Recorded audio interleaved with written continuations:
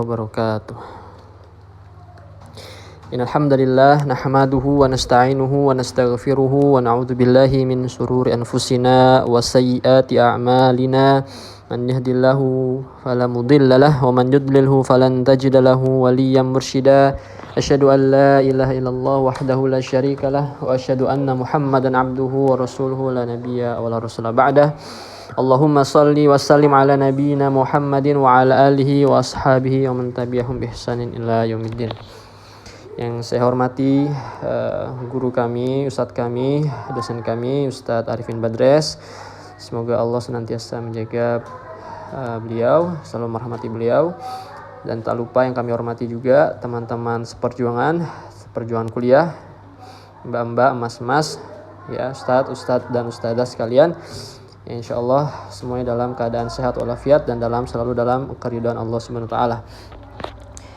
Dalam kesempatan malam ini, ya, izinkan saya Lutfi Al-Bahri, ya, akan menyampaikan presentasi materi kelima, yaitu tentang sistem pendidikan yang ada di pesantren sekaligus tradisi dan proses pembelajarannya.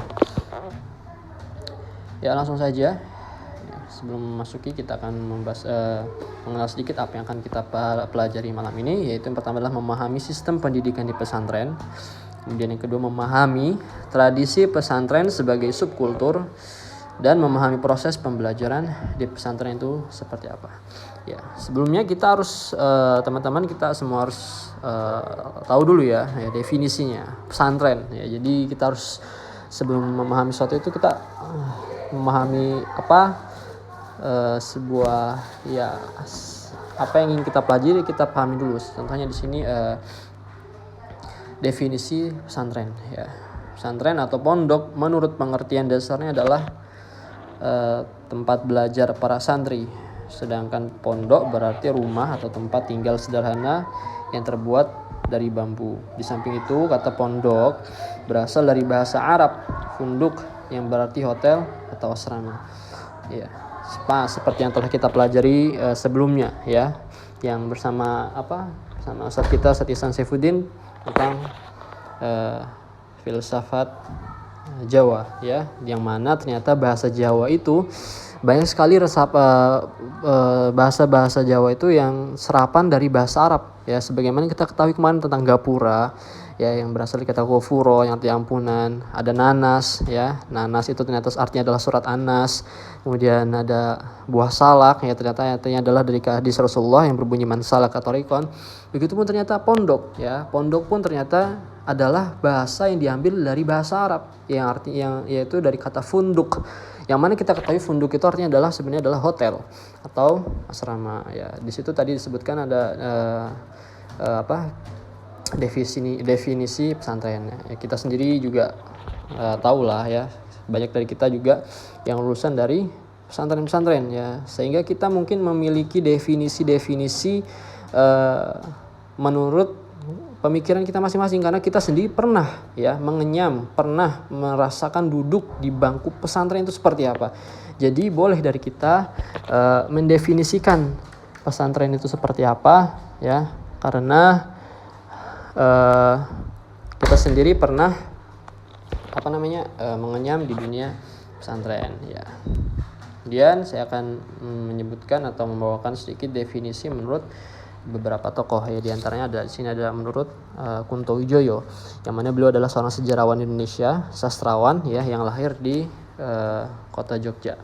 Menurut beliau, pesantren adalah lembaga pendidikan dan lembaga sosial, ya, yang tidak saja tumbuh di pedesaan, tapi juga di perkotaan dan jumlahnya terus meningkat dari tahun ke tahun, ya. Jadi menurut beliau ternyata pesantren adalah lembaga, ya, yang tidak hanya di pedesaan, lembaga sosial yang tidak hanya di pedesaan tapi juga ada di perkotaan, ya. Jadi bisa di mana saja gitu, ya, tidak hanya di desa, jadi tidak kampung, ya, ada ternyata pondok yang modern, ya, dan terus jumlahnya setiap tahun itu kata beliau itu meningkat, ya. Dan kita tahu dimanapun kota yang kita datangi pasti insya Allah di dalamnya sudah ada, ya, pondok-pondok yang dibangun insya Allah. Kemudian ada juga menurut Mukhtar Bukhari, ya, salah seorang ulama terdahulu dari Indonesia sekaligus orang bangsawan, ya.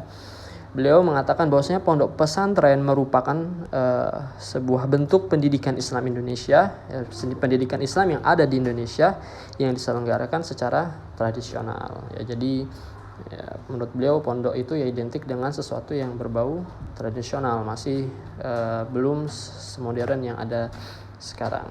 Kemudian menurut Muhammad Syarif, pondok pesantren merupakan lembaga pendidikan Islam yang dilaksanakan dengan sistem asrama atau pondok, ya, tinggal di tempat, jadi tidak pulang pergi seperti sekolah, dengan kiai atau guru atau ustadz sebagai sentral utama, ya, sebagai pusatnya, ya, jadi sebagai sumbernya, ya, sebagai mata airnya itu adalah kiainya, ya, dan masjid sebagai pusat lembaganya, masjid sebagai rumahnya, masjid sebagai tempat menimba ilmunya. Itu kata M. Syarif.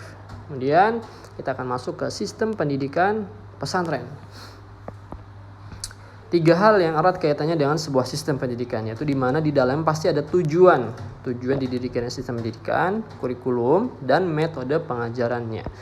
Ya, di sini sedikit kita akan membahas tentang tujuan, ya, didirikan pesantren.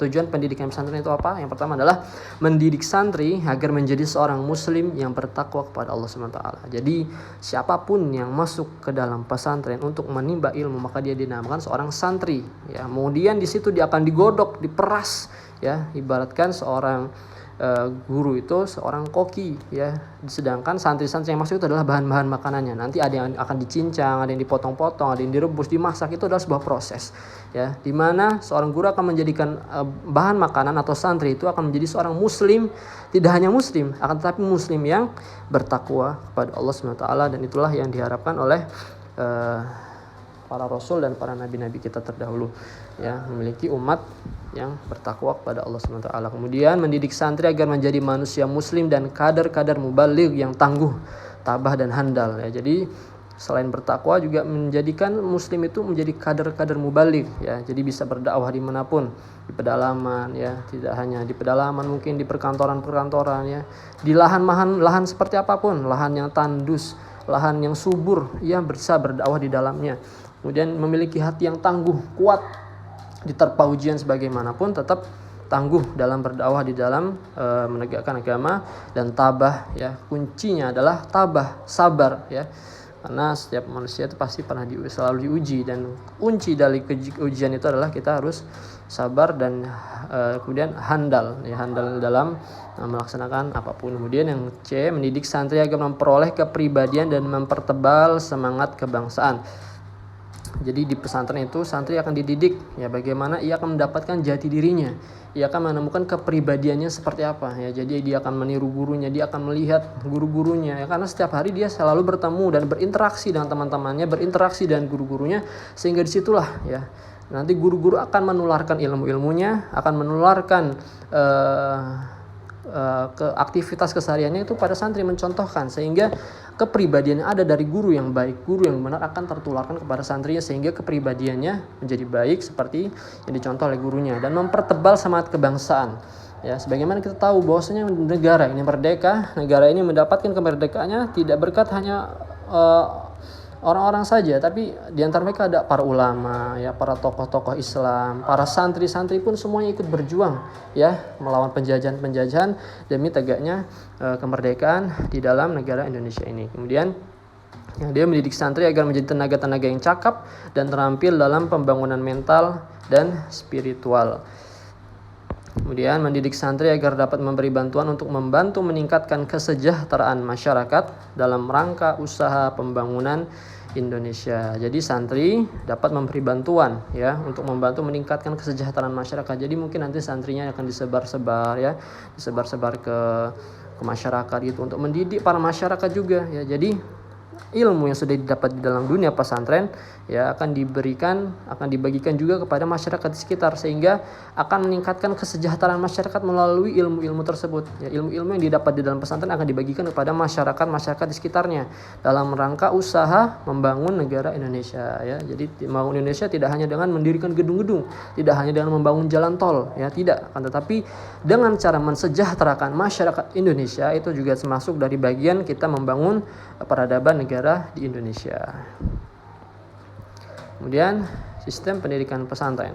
Pelajaran di pesantren itu meliputi ada akidah, ada syariah, ada bahasa Arab, tajwid, tafsir, qawaid, ilmu kalam, usul fikih, mustalah hadis, nahwu, sharaf, bayan, ma'ani, badi, tarikh ya, atau sirah nabawi, mantik dan tasawuf. Ya, biasanya semua ilmu-ilmu ini sudah terangkum dalam yang namanya kitab kuning ya. Bagi yang pernah mempelajari kitab kuning, Masya Allah pahamlah semuanya tentang pelajaran-pelajaran yang sudah saya sebutkan tadi.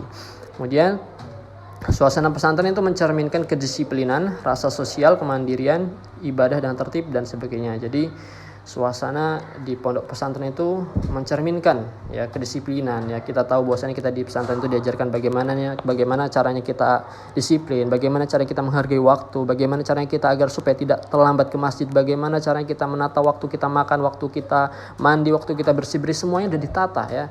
Daily activity daily-nya sudah ada, tercantum ya, semuanya sudah rapi ya. Sehingga disiplin waktunya ini waktunya jam sekian, ini jam sekian, ini itu ada di dalam dunia pesantren. Kemudian rasa sosial yang mana kita di pesantren itu berbaur ya, kita berbaur dengan teman-teman kita, berbaur dengan ustadz-ustadz kita ya, sehingga rasa sosial itu akan tumbuh dengan sendirinya dengan cara kita bergaul dengan teman-teman kita. Kemudian mandiri ya, dimana kita ketika sudah masuk ke dalam pesantren udah kita hanya diri kita saja, kita tidak mungkin meminta bantuan lagi seperti di rumah ya. Ketika di rumah mungkin baju kotor terus kita langsung lempar aja ke mesin cuci, nanti orang tua kita mencucikan. Tidak di pesantren tidak seperti itu. Di pesantren kita mencuci sendiri, mencuci baju sendiri, mencuci pakaian, mencuci piring sendiri, semuanya sendiri ya, mandi sendiri, makan ambil sendiri ya.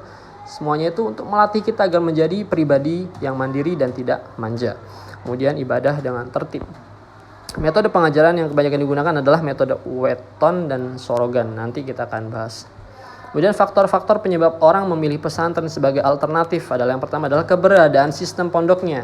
Pendidik dapat melakukan tuntutan dan pengawasan secara langsung ya. Jadi di pondok pesantren ya, seorang pendidik, seorang guru kiai dapat melakukan ya pengawasan terhadap santri-santrinya selama 24 jam non-stop. Ya karena seorang guru sendiri, gurunya itu sumber ilmunya tinggal bersama ya penuntut ilmunya. Jadi bisa menyaksikan santrinya. Oh, santrinya jam sekian lagi ngapain. Oh, santri yang ini wataknya seperti ini.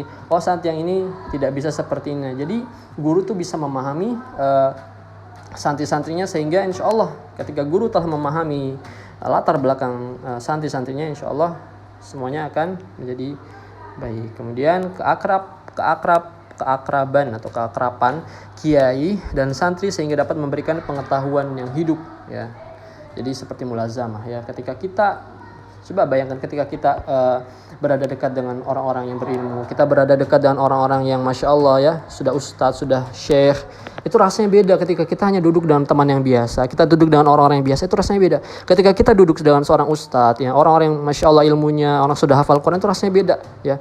Rasanya tuh hawa-hawanya, aura-auranya itu sudah kelihatan. Jadi ya ketika seorang santri sudah bisa berbaur, bisa maksudnya selalu bersosialisasi dengan guru-gurunya, insya Allah ya kehidupan sehari-harinya akan dituntun atau dipandu langsung oleh guru-gurunya yang sudah memiliki ilmu dan pernah mengenyam dunia, pernah merasakan getirnya hidup atau asinnya hidup ya mungkin. Ya, kemudian pesantren mampu mencetak santri untuk bisa memasuki semua lapangan pekerjaan yang bersifat bebas. Ya, jadi ketika seorang santri itu lulus ya, jadi dia bisa ya diterima di mana saja ya. Ya, jadi bisa menjadi apa saja gitu. Bahkan kita lihat perguruan-perguruan tinggi itu mencari murid-murid yang berprestasi mungkin dengan hafal Al-Quran. Ada juga perusahaan-perusahaan yang menerima karyawan yang hafal sekian juz, atau menerima karyawan yang lulusan dari pondok-pondok ya. Karena mereka tahu bahwasanya orang-orang yang keluar dari pondok itu akhlaknya baik. Ya, orang-orang yang keluar dari pondok itu Masya Allah berbeda dengan orang-orang yang bukan maksud saya untuk mengurangi orang-orang yang ada di sekolah-sekolah ya. Kita lihat orang-orang yang lulusan SMA, orang-orang lulusan S1 ya.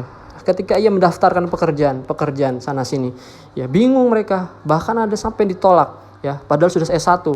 Ya, beda dengan orang-orang yang lulusan pesantren mungkin sudah hafal sekian juz, paham ilmu agama, bahkan mereka akan dicari oleh orang-orang, diminta imam, diminta ceramah di sana sini, diminta diamanahi sebagai sekretaris, diamanahi menjadi bendahara karena saking amanahnya. Ya, jadi itu kelebihannya seorang yang telah lulus dari pesantren itu akan mudah mencari pekerjaan, bahkan pekerjaan itu sendiri yang akan mencarinya. Kemudian kesederhanaan seorang kiai dalam memimpin pesantren tetapi penuh kesenangan dan kegembiraan. Jadi kiai-kiai kita, guru-guru kita itu masya Allah ya, dalam membimbing kita itu penuh dengan kesederhanaan, ya tidak bermegah-megahan, ya mereka tahu paham bahwasanya dunia ini hanya sementara, dunia ini hina, jadi mereka tidak menempatkan dunia itu di dalam hatinya. Beliau-beliau ini menempatkan dunia di tangannya. Meskipun mereka memiliki dana yang banyak, memiliki uang yang baik, tapi semuanya itu akan diberikan kepada anak didiknya, semua itu akan diberikan kepada lembaga pendidikan pesantrennya, ya tidak dimakan sendiri oleh guru-guru kita, sehingga mereka dapat memimpin pesantren dalam kesederhanaan, sehingga santri-santri menjadi senang dan gembira dengan guru-gurunya. Pesantren juga merupakan sistem pendidikan yang murah biayanya untuk membantu mencerdaskan anak bangsa. Ya, banyak bahkan pesantren-pesantren di Indonesia ini yang masih ya menjalankan atau masih menggratiskan peserta didiknya, ya. Bahkan ada yang menggratiskan semuanya, yang menggratiskan makannya, menggratiskan biaya listriknya, semuanya tidak dibebankan apapun. Ya, masya Allah masih ada saja pondok-pondok yang seperti itu, ya.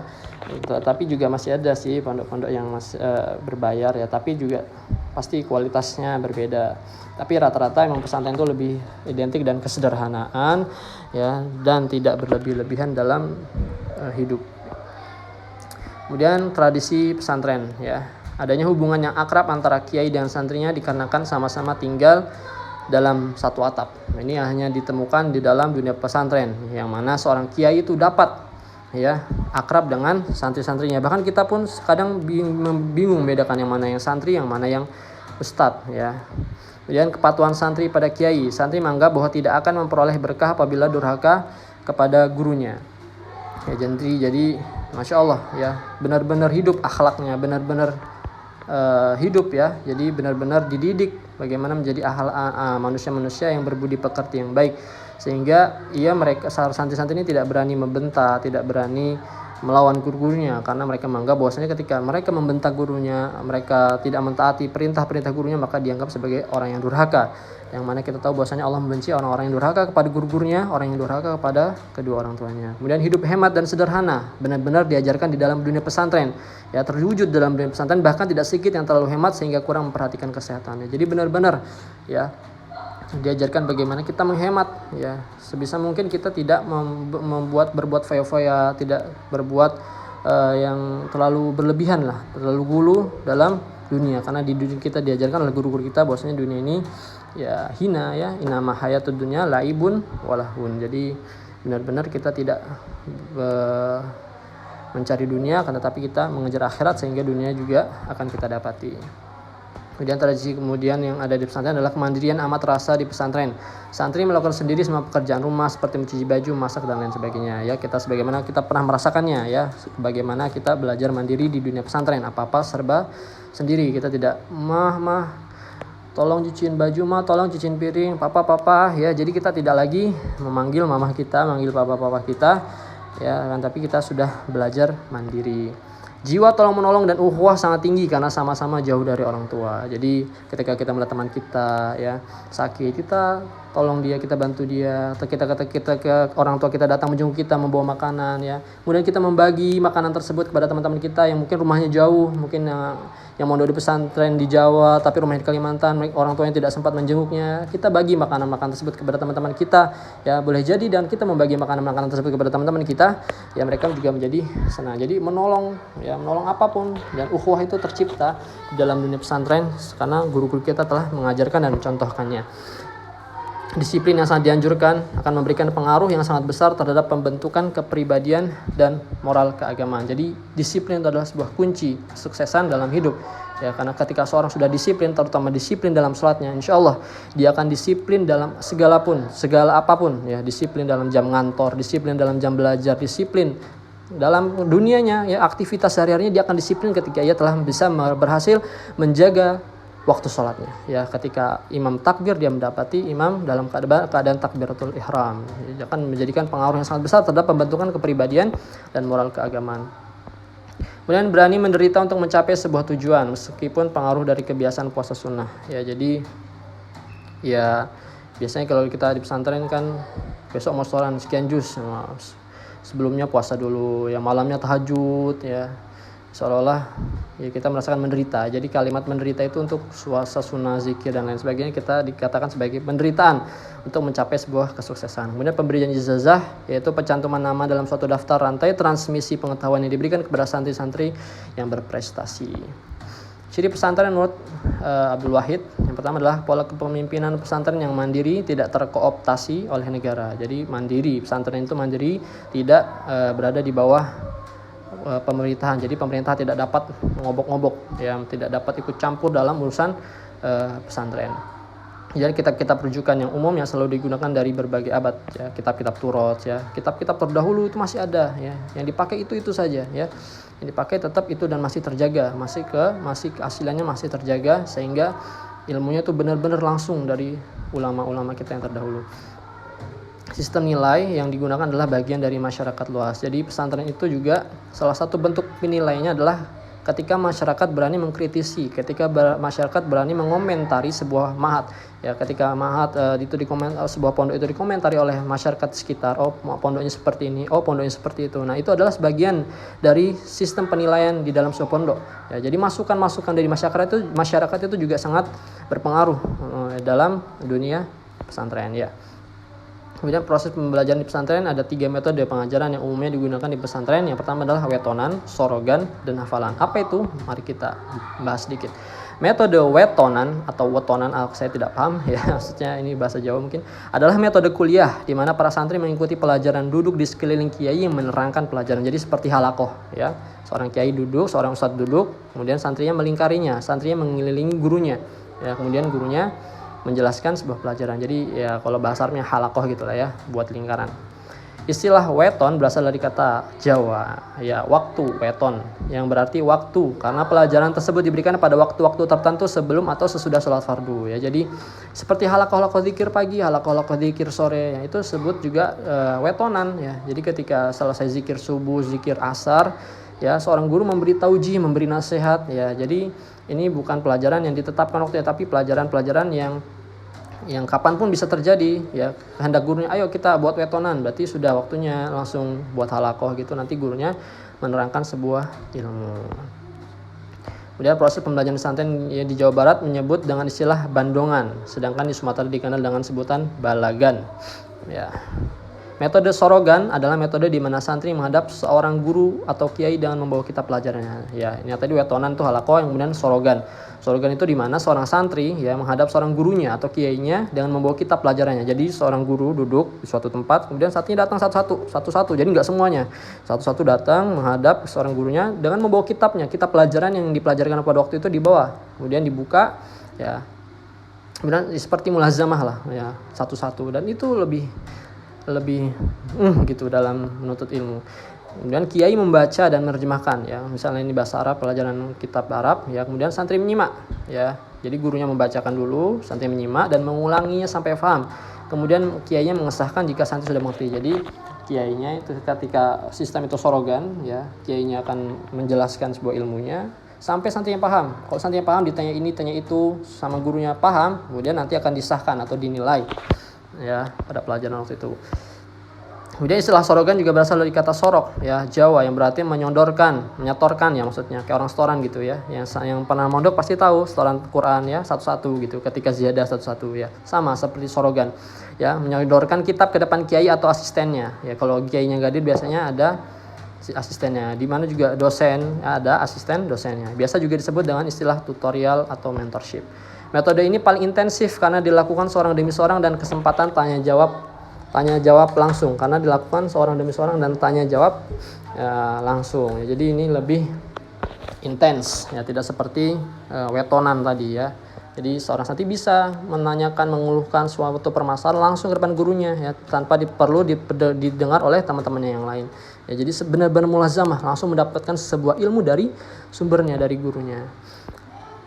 Kemudian terakhir adalah metode hafalan. Adalah suatu metode di mana santri menghafal teks atau kalimat tertentu dari suatu kitab yang dipelajarinya. Jadi menghafal ya, kita pun sudah pernah merasakan rasanya bagaimana menghafal Quran, bagaimana pusingnya menghafal Quran, menghafal matan, menghafalkan hadis ya. Biasanya cara menghafal dalam bentuk syair atau naldom ya. Jadi ini adalah suatu ilmu ya yang dipermudahkan oleh ulama-ulama kita ya. Jadi sebuah ilmu itu akan dibuat, ditaruh ke dalam syair, ke dalam naldom, kemudian akan dilagukan ya, karena itu akan lebih mempermudah orang-orang kemudian untuk belajar dan menuntut ilmu ya, karena biasanya kan kita lebih senang belajar pakai lagu, belajar pakai nada, itu lebih cepat nyantolnya buat anak-anak biasanya ya, karena ini sangat memudahkan santri baik di dalam pelajaran ataupun di luar pelajaran. Jadi di luar pelajaran kita bisa nanti sambil nunggu mau mandi sambil ulang-ulangi ilmu pelajaran dengan syair-syair dan nazom-nazom yang tidak apa ya. Kemudian yang terakhir, kesimpulan sistem pendidikan di pesantren harus ada pelakunya ya. Maksudnya pelaku di sini apa? Ya, maksudnya pelaku di sini adalah aktor ya, kiai, ustadz, santri dan pengurus ya. Kemudian ada sarana prasarananya atau sarana perangkat keras seperti masjid, rumah kiai, rumah dan asrama ustadz ya, pondok dan asrama santri, gedung sekolah atau madrasah, tanah untuk pertanian dan lain-lain, itu disebut sarana perangkat keras ya. Ya, jadi pesantren harus memilikinya. Kemudian yang terakhir adalah sarana perangkat lunak, yaitu tujuan didikan pesantren, kurikulum pesantrennya, kitab-kitabnya harus ada, penilaian, evaluasi, tata tertib, perpustakaan, pusat penerangan, keterampilan ya, pusat pengembangan masyarakat dan lain-lain ya, yang intinya tentang pendidikan ya. Jadi harus ada di dalam dunia pesantren. Kemudian visi dan tujuan pendidikan pesantren adalah untuk mencetak santri yang berakhlak mulia, berakhlak karimah ya, dan tafaqquhu fiddin ya, benar-benar paham itu ilmu agama sebagai generasi perjuangan Islam ya. Sedangkan sumber keilmuan pesantren adalah kitab-kitab klasik ya, kitab-kitab kuning gitu ya. Dan eksistensi kitab kuning itu di pesantren adalah sebenarnya sangat penting ya, karena kitab kuning merupakan sumber rujukan dalam lini kehidupan seperti halnya Bahsul Masail ya. Dan kurikulum pendidikan yang digunakan di pesantren ya tadi sudah. Kemudian kurikulum pendidikan pesantren pada dekade ini sudah banyak mengalami perkembangan dengan mengadopsi pendidikan modern sebagaimana yang telah ditawarkan oleh Jabatan. Ya, kemudian mungkin ini saja Ustadz sekalian, Ustadz Arifin Badres yang mungkin bisa saya sampaikan pada kesempatan yang berbahagia ini ya. Ada baiknya itu datangnya semua dari Allah, kurang lebihnya itu datang dari saya sendiri dan dari bisikan syaitan yang terkutuk. Mungkin ini yang bisa saya sampaikan. Atas perhatiannya, atas perhatiannya saya ucapkan banyak terima kasih. Jazakumullah khairan. Mungkin ada masukan dan saran nanti akan kami terima dengan baik. Sedikit ini yang bisa saya sampaikan. Billahi taufiq wal hidayah. Wassalamualaikum warahmatullahi wabarakatuh.